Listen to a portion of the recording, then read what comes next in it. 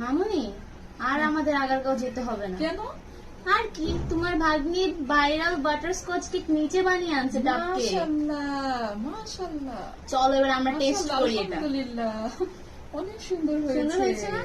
আল্লাহ, অনেক কিউট হয়েছে কেকটা, মাশাআল্লাহ। খেতে তো দারুণ, বাসার বানানো জিনিস, এটা তো অসম্ভব অসম, জাস্ট Awesome. অসম, জাস্ট অসম। উঠাইতে প্রবলেম হয়, হ্যাঁ? ডাব কেক তো স্পুনটা হ্যাঁ। নিয়ে নেই, হ্যাঁ স্পুন দিয়ে উঠাতে পারবে। আমি হাত দিয়ে এখন খাবো। নাও।